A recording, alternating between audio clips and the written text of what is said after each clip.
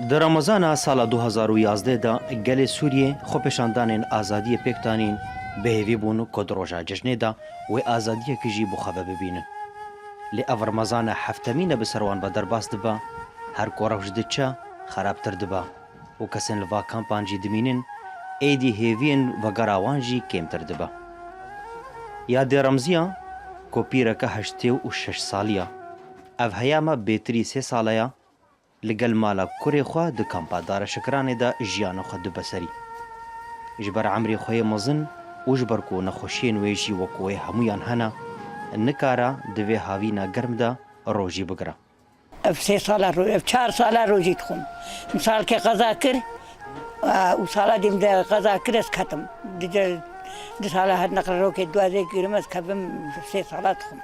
قرآن بعمري مش حب صار يا أخوين محتانها قرآن من روجة كتني بحمده شيخ الخناب قلنا أنا خشي بي نتشتك بي باشقيا وكديتي هر صبه قوم المشكلة دي قرآن أخو خوينا شقالك وشهندك Ya dê Remziya dibêje ew jî wekû hemû kal û pîrên Kurdistana Sûriyê bi dehan zaro û neviyên wê hene.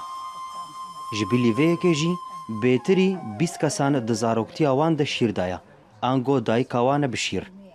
Lê ew dibêje ku her yek li bajarekî û li dewletekê ye.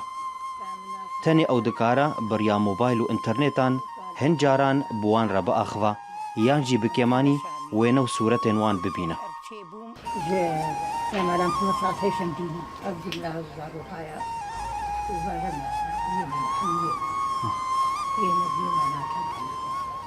گنده بلیج ام چونه شامی و پیشتی حرب چی بوم ما بازدا جار کدی ام هاتن. Di salên destpêka şoreşa Sûriyê de Remezan gelekî tund û qurs bû bi ser penaberan de.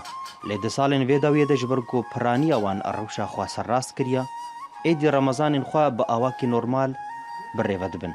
خدي رمضان الحمد لله يصال قلقي خوشة نزا وقت به أو قرما ولو نهات يا رمضان يصال جيا بار خوشة الحمد لله أجمرة خوشة أم المال اللي بس خلكي جو مثلا إيجو تشيش وغلا وانا جوارة زحمتها أخو جمرة الحمد لله يصال قلقي روجي خوشة Dibe ku mirov xwefêrî xerîbiyê bike, xwefêrî kul û derdan bike.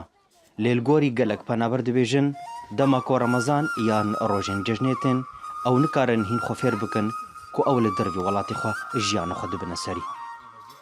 Ji kampa Dareşikiranê Şêrwan Melebrehîm, Orient News, Hewlêr.